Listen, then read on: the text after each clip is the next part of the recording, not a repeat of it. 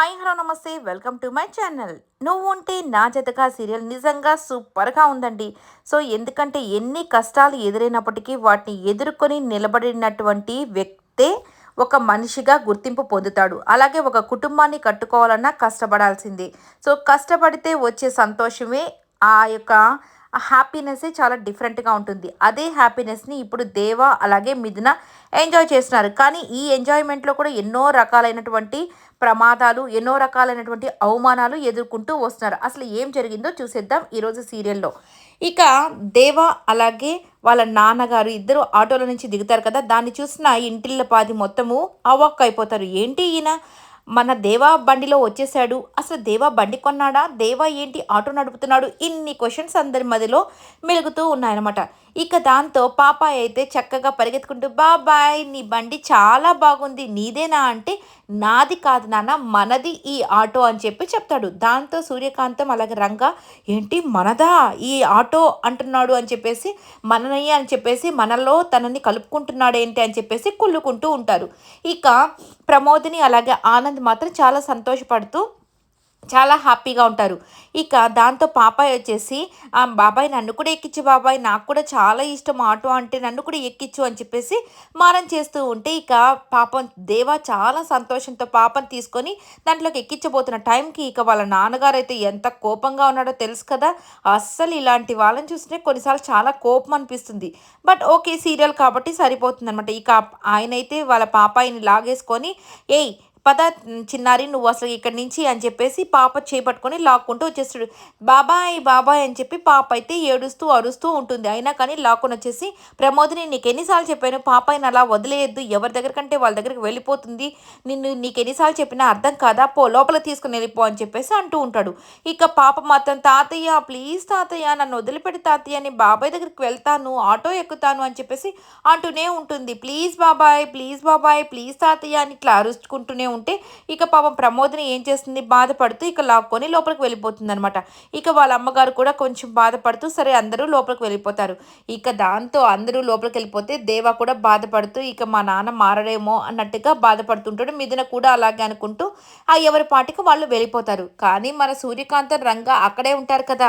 ఇక వీళ్ళిద్దరికి మాత్రం ఎంత సంతోషంగా ఉందంటే అయ్యో హస్బెండు పోనీలే మామయ్య దేవా మీద కారాలు మిరియాలు కత్తులు నూరుతూ ఉన్నాడని మనం అనుకుంటూ ఉంటే ఇద్దరూ కలిసిపోయారేమో అని చెప్పేసి కొద్దిసేపు నా గుండె కాస్త కొట్టుకోవడం మానేసింది.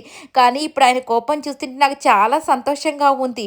సో వీళ్ళిద్దరూ రాగి సంగట్లో మజ్జిగ కదా కలిసిపోయినట్టు ఇద్దరు కలిసిపోతే ఇక మన పరిస్థితి ఏంటి అని చెప్పి ఆలోచిస్తున్నాను. కానీ మావయ్య ఎట్లాగో దేవాన్ని తిట్టి వదిలేశాడు కాబట్టి నాకు చాలా సంతోషంగా ఉందని చెప్పేసి అంటూ ఉంటుంది.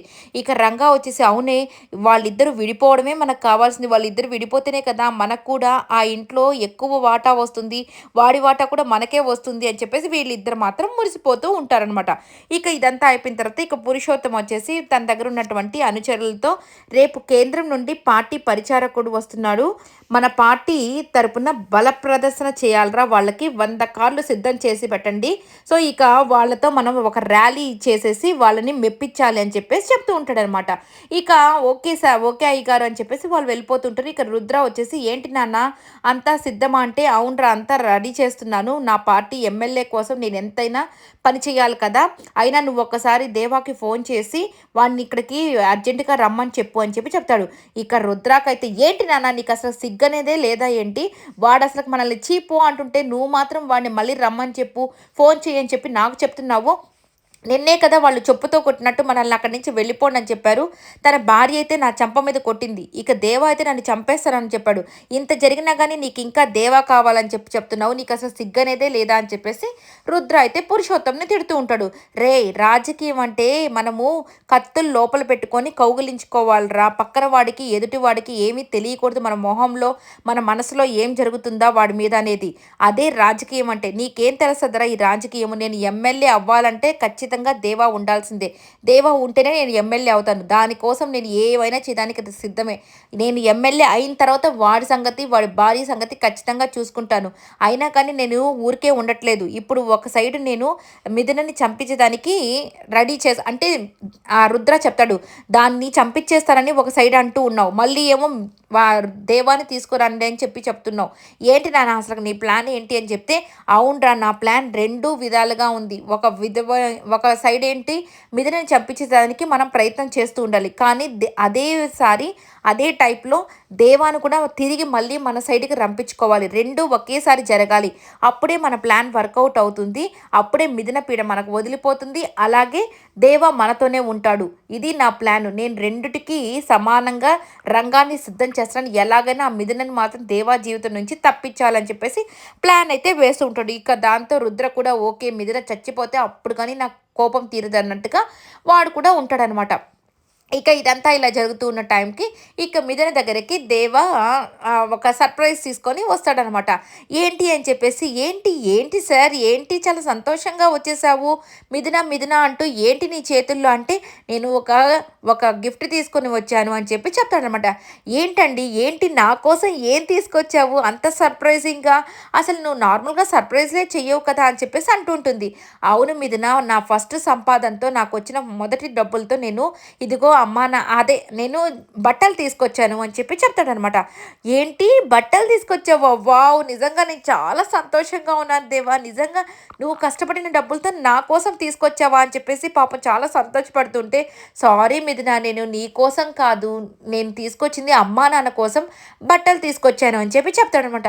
ఓ అవునా అని చెప్పేసి అనుకుంటూ కానీ కావాలని తనని ఏడిపించడం కోసం తన మనసులో మాత్రం వాళ్ళ అమ్మా నాన్నకి అత్తమ్మ మామయ్యకి తీసుకొచ్చిన దానికి చాలా సంతోషంగా ఉంది. కానీ కావాలని దేవాన్ని ఏడిపించడం కోసం ఏంటి అత్తమ్మ మామయ్య కోసం తీసుకొచ్చావా? అంటే నా కోసం కాదా? అంటే నా మీద నీకేం ప్రేమ లేదా? అవునులే అయ్యా, నీకు మీ అమ్మ మీ నాన్న అంటేనే ఇష్టం కదా, నేనంటే ఎక్కడ ఇష్టం, నేనంటే పరాయిదాన్ని కదా, నా మీద అస్సలు నీకు ఇష్టం లేదు అని చెప్పేసి అంటూ ఉంటుంది. అది కాదు మీది నా మొదటి జీతం కదా, నాకు ఫస్ట్ కొద్దిగా డబ్బులు రావడంతోనే అమ్మా నాన్నకి ఒక గుర్తుగా మా ముగ్గురికి ఎప్పుడు నిలిచిపోయేటట్టుగా ఒక మంచి బహుమతి వాళ్ళకి ఇవ్వాలని నేను అనుకున్నాను. అందుకే వాళ్ళకి బట్టలు తీసుకొచ్చాను. ప్లీజ్ మిథున ముగ్గురికి తీసుకొచ్చేంత డబ్బులు నా దగ్గర లేవు కదా. ఆటో నడిపితే ఎంత డబ్బులు వస్తాయో నీకు తెలుసు కదా. అది మొదటి రోజే కదా. ఇంకొకసారి నీ కోసం తప్పకుండా చీర తీసుకొస్తాను మిథున. ప్లీజ్ మిథున నువ్వు బాధపడకు మిథున. నాకు నువ్వంటే చాలా ఇష్టము. ఇది ఒక్కసారికి అమ్మా నాన్నకి ఇది ఇచ్చేసిన తర్వాత రేపటి నుంచి నీ కోసమే ఏదో ఒకటి తీసుకొస్తాను అని చెప్పి చెప్తానమాట. ఇక దాంతో బ్రతిమలాడుతూ ప్లీజ్ అని బ్రతిమలాడుతూ ఉన్న టైంకి ఇక బుగ్గ పట్టుకొని ఉంటే ఇక నవ్వుకుంటూ పెద్దగా నవ్వుతుంటుంది. ఏంటి మిథున ఏంటి సడన్గా నవ్వుతున్నావు? ఇప్పుడు దాకా ఇంత సీరియస్ ఏంటి? పిచ్చోడా, నేను ఊరికే అట్లా అన్నాను. నా కోసం తీసుకొచ్చి ఉంటే నేను నిజంగానే నిన్ను మళ్ళీ తిరిగి పంపించుండేదాన్ని. నువ్వు మంచి పని చేసావు. అత్తయ్యకి మావయ్యకి తీసుకురావడం, మొదట వాళ్ళకి తీసుకురావడమే నాకు ఇష్టం అని చెప్పేసి చెప్పగానే, దొంగ నువ్వు నన్ను ఎంత భయపెట్టేసావో తెలుసా అని చెప్పేసి చెవు పట్టుకొని మెలపెడుతూ ఉంటాడు. ఆహా లేదులేండి ఊరికే అన్నాను. పద ఫస్ట్ వెళ్ళి ఇద్దామంటే, లేదు మిథున నాకు భయం వేస్తుంది, మా నాన్న అస్సలు ఒప్పుకోడు కదా, ఆయన సంగతి నీకు తెలిసిందే కదా అంటే, ఏం పర్వాలేదు నువ్వు కష్టపడి తీసుకొచ్చావు కదా, ఖచ్చితంగా వాళ్ళు అర్థం చేసుకుంటారులే, వాళ్ళు తీసుకుంటారులే, నువ్వు పద దేవా అని చెప్పేసి చేపట్టుకొని ఇంటి లోపలికి తీసుకెళ్తుందనమాట. ఇక లోపలికి వెళ్ళగానే పిలువు అని చెప్పి చెప్తుంది. ఇక అమ్మ నాన్న అని పిలుస్తూ ఉంటాడు. అందరూ బయటకొచ్చేస్తారు. ఇక వాళ్ళని చూసి సంతోషంగా పాపము వాళ్ళు తెచ్చిన బట్టల్ని, నాన్న ఇదిగో నాన్న నేను మొదటిసారి నేను కష్టపడి సంపాదించిన డబ్బులతో మీకిద్దరికీ బట్టలు తీసుకొచ్చాను అని చెప్పేసి ఆ బట్టలు ఇస్తూ ఉంటాడనమాట. ఫస్ట్ తీసుకున్నట్టే తీసుకుంటూ ఉంటాడు వాళ్ళ నాన్న, తీసుకుంటాడు.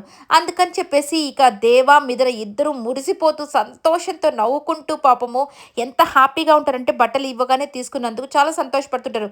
ఈ యొక్క మన సూర్యకాంతం అలాగే రంగా వీళ్ళిద్దరు మాత్రం ఏంటి బట్టలు తీసుకురాగానే మావయ్య మనసు మారిపోయిందా అని చెప్పేసి కుళ్ళుకుంటూ ఉంటారు. ఇక ఆనంద్ వాళ్ళైతే చాలా సంతోషపడతారనమాట.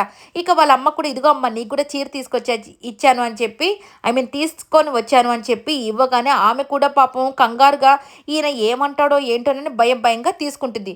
ఇక ఓకే వీళ్ళు సంతోషపడుతున్న టైంకి ఇక దేవా అంటాడు, ఇది నా మొదటి జీతంలోది, నేను మొదట మీకే ఇవ్వాలనుకున్నాను నాన్న, అందుకే మీకు ఇచ్చాను, థ్యాంక్ యూ సో మచ్, మీరు తీసుకుంటారు తీసుకుంటారా లేదా అనుకున్నాను, కానీ మీరు తీసుకున్నందుకు నాకు చాలా సంతోషంగా ఉందని చెప్పేసి అంటున్న టైంకి ఆ బట్టల్ని మొహాన ఇసిరి కొట్టేస్తాడనమాట. ఇక అందరూ అక్కడ షాక్ అయిపోతారు. ఇక రంగా వాళ్ళు మాత్రం నవ్వుకుంటూ ఉంటారనమాట. ఇక మిథునైతే చాలా బాధపడిపోయి, "ఏంటి మావయ్య మీరు అలా చేశారు? తను కష్టపడి మొదట మీకోసం మాత్రమే ఆలోచించి, మీకోసం ఆ బట్టలు తీసుకొని వచ్చి ఇస్తే మీరెందుకు అలా చేస్తున్నారు? తన కష్టాన్ని మీరు గుర్తించరా? మీరే కదా ఫస్ట్ సంతోషపడాల్సింది" అని చెప్పేసి అంటూ ఉంటుంది. "నువ్వు మాట్లాడుకో" అని చెప్పేసి గట్టిగా అరుస్తాడు వాళ్ళ మావయ్య. ఇక దాంతో దేవా వచ్చేసి, "నాన్న ఏమైనా ఉంటే నన్ననండి. కానీ మిథునని మాత్రం ఏమి అనకండి. తను ఎలాంటి కొడలో మీకు తెలుసు కదా! సో, ఫస్ట్ నేను సంపాదించిన దాంతో తనకేమీ చీర కూడా ఏమీ తీసుకురాకుండా మొదట మీకోసమే బట్టలు తీసుకొస్తే తను ఎంత సంతోషపడిందో తెలుసా? నాకంటే కూడా ఫస్ట్ వాళ్ళకే తీసుకురావాలని చెప్పిన అంత మంచి అమ్మాయి. ఆ అమ్మాయిని మాత్రం కోప్పడబాకండి నాన్న" అని చెప్పేసి ఇక అంటాడనమాట. ఇక తనైతే మిథునైతే, "ప్లీజ్ మావయ్య మీరెందుకు అర్థం చేసుకోలేకపోతున్నారు దేవాని? ఇప్పటివరకు తను మారలేదు అనుకున్నారు. ఇప్పుడు మారి తీసుకొస్తే తన బట్టలు మీరేమో తీసుకురాకుండా తన మొహాన కొట్టారు. ఇది బాగాలేదు" అని చెప్పేసి ఇక ఇద్దరు పాపం బయటికి వెళ్ళిపోతారనమాట. ఇక వెళ్ళిపోయి ఆ బట్టలు తీసుకొని కింద నుంచి నేల నుంచి తీసుకొని బట్టలు బయటికి వెళ్ళిపోతే, ఇక బయటికి వెళ్ళిపోతున్న టైంకి దేవా ఉండు అని చెప్పేసి మళ్ళీ మిథున ఆపుతుంది. ఆ గడప దగ్గరే ఆ బట్టలు 2 పెట్టేసి, "ఇదిగోండి మావయ్య, మీరు ఏమైనా అనుకోండి, ఎంతైనా నన్ను తిట్టండి, నాకేం పర్వాలేదు. మీరు నాకు ఇద్దరు కూడా దేవుళ్ళు లాంటి వాళ్ళే. ఈ ఇల్లు నాకు ఒక దేవాలయం లాంటిది. ఇదిగో దాని పాదాల దగ్గర ఈ బట్టలు పెడుతున్నాను. ఇక మీ ఇష్టం, తీసుకుంటే తీసుకోండి, లేకపోతే లేదు. ఇది నేను ఎప్పుడూ పూజించే ఒక దేవాలయం లాంటిదే ఈ గృహము. కాబట్టి నా ఫస్ట్ సంపాదన ఏదైనా కానీ మేము సంపాదించింది మీ పాదాల యొద్దే పెడుతున్నామని" చెప్పేసి అక్కడ పెట్టేసి వెళ్ళిపోతారు. ఇక వాళ్ళ అమ్మ అయితే పాపం దాన్ని చూసి బాధపడుతూ ఉంటుంది. ఇక రేపటి దినాన ఏమవుతుంది, హ్యాపీగా వాళ్ళ అమ్మ అయితే ఆ బట్టల్ని తీసుకుంటుంది. దాన్ని చూసి దేవ అయితే చాలా సంతోషపడతాడు. ఇక దేవ చాలా బాధపడుతూ ఇంట్లో కూర్చొని ఉంటే, ఇక మిథున వచ్చేసి కావాలని డైవర్ట్ చేసేదానికి, "ఏంటండి నా కోసం ఏమీ ఆలోచించకుండా ఏమీ తీసుకురాకుండా వచ్చారు. అయినా మీకు నేను అస్సలు గుర్తు రాలేదా? మీ అమ్మా నాన్న మాత్రమే గుర్తొచ్చారా?" అని చెప్పేసి బాధపడుతుంటది. "అది కాదు మిథున, డబ్బులు సరిపోలేదు. రేపు తీసుకొస్తానని చెప్పాను కదా" అంటే, "అయినా ఏది చిన్న బొట్టు బిళ్ళన్నా తీసుకురావచ్చు కదా! కనీసం ఏదో ఒకటి తీసుకురావచ్చు కదా! అంటే మీ అమ్మా నాన్నే ముఖ్యం కదా! నన్ను మా ఇంట్లో వదిలిపెట్టేసేయండి. నేను వెళ్ళిపోతాను. అసలకి మీకు నేనంటే ప్రేమే లేదని" చెప్తూ ఉంటే, "అది కాదు మిథున, నాకు నువ్వంటే ఎందుకు ప్రేమ లేదు? అలా అన్నకు ప్రేమ లేదని" అని చెప్పేసి గాజులు తీసుకొచ్చి ఇస్తాడనమాట. ఇక గాజులు చూడగానే మురిసిపోయి వేసుకుంటూ ఉంటుంది. "నువ్వే వెయ్యి" అని చెప్పేసి తన చేత వేపించుకుంటూ ఎంత సంతోషపడుతుందో. నిజంగా మిథున కళ్ళల్లో సంతోషం మాత్రం సూపర్‌గా అనిపిస్తుంది. ఏ భార్యకైనా అంతకంటే సంతోషం ఇంకేముంటుందండి. ఈ వీడియో మీకు నచ్చినట్లయితే లైక్ చేయండి, షేర్ చేయండి, కమెంట్ చేయండి, సబ్స్క్రైబ్ చేసుకోవడం మాత్రం మర్చిపోకండి. Please subscribe.